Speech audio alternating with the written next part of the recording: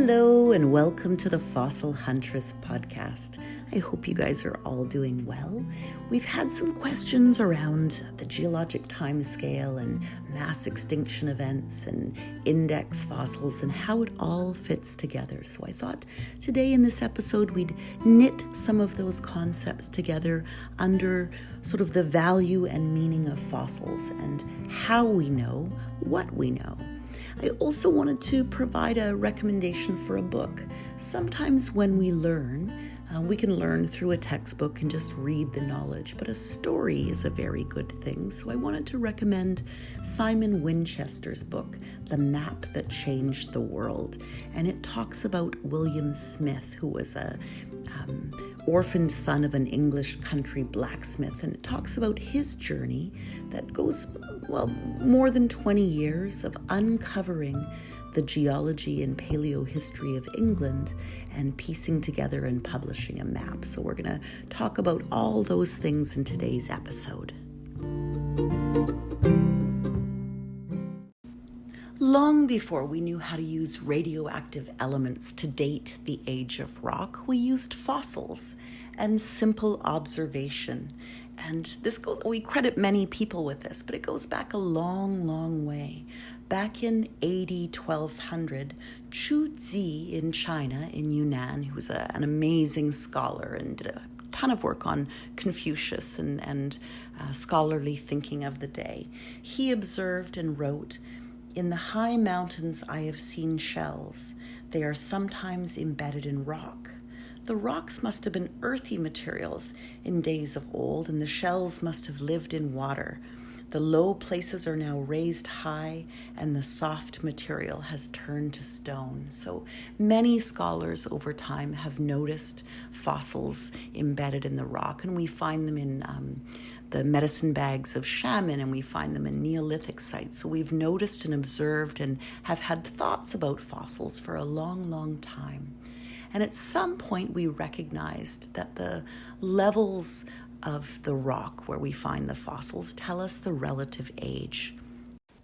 When we look in the fossil record, we find species of different types of fossils embedded deep in the rock, and we see them irradiate out in different forms and then perhaps go extinct. And then we don't see them in the younger or higher sequences, so we know the relative age of that sequence and of those species, perhaps of ammonites or conodonts or some kind of useful index fossil.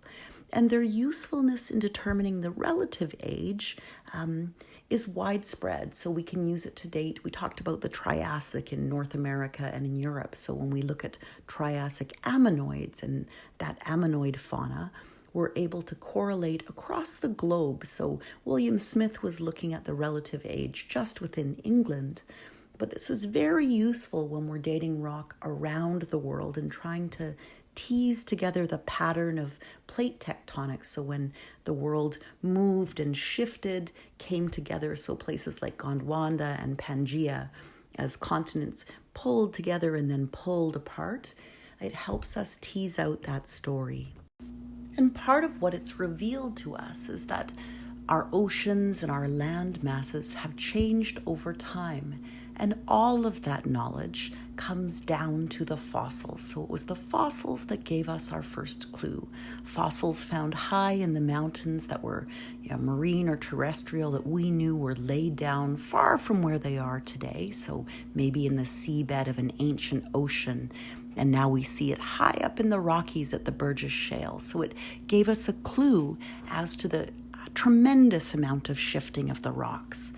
And so the first things we noticed were what fossils we found where. So shells in the mountaintop told us one story.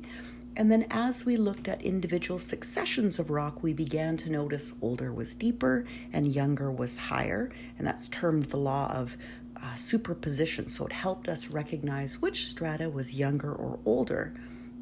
And it was around the time of the 1800s that we really began to come into our own in terms of geology. And that fellow I mentioned earlier, William Smith, was a big part of that. So he was a surveyor and engineer, started off as an orphan, and he was surveying the route from Somerset in the Somerset Coal Canal near Bath, England, and he began noticing different sequences, some by their color and some by the fossils they contain and the texture of the rock. And he began mapping out that first map of England. And it was kind of an aha moment to be able to see the rock sequences over time. And he walked all of England. So he did, some of it, he traveled around by various means, but it was through the walking through the fields and hills and simply observing that he began to notice and record how groups of fossils succeeded one another in that vertical, that up and down sequence of strata. And when he was sort of sure enough in his thinking, he began to put the pieces together and reflect on the principle of faunal and flora successions, which gives us insight into how England came to be, and by extrapolation, how other countries came to be. So the earth that we're walking upon today looked very different and was laid down somewhere else entirely in the world. In 1815, William Smith published that pivotal work. So it was his field notes from studying rock outcrops and fossils across England, as well as a beautifully hand-painted map. The map was more than 8 feet tall and 6 feet wide, and truly was the world's first geologic map. And it's because of that work that he became known as the father of modern geology. I won't tell you other pieces of the tale, because when you read the book, there's other things in there to be discovered. But it was those early works and those first observations that helped us to understand the world that we live in today and how it evolved and how it came to be in its present location. And while we have the perception that it's terra firma and nothing else is moving about, that's not strictly true. The earth continues to shift, and the plates push under and over and thrust up and continue to build mountains. We see it sometimes as volcanic activity, as the earth is shifting and groaning, and magma from the deeper layers comes up to our surface layers. So it's still a dynamic story that we're piecing together.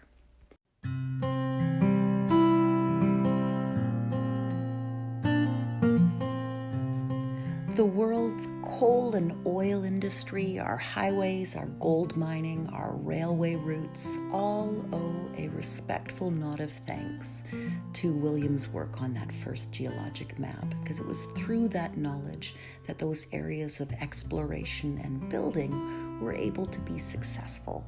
So I'll definitely put a link to the book. Simon Winchester also wrote another great book called The Professor and the Madman. It's not paleo, it's about the writing of the English Oxford Dictionary, but it's also very compelling as a read. So I hope you find his work and give it a look-see. And I'll leave it there for today, and I hope you guys are all doing super well, and I'll talk to you very soon. Take care.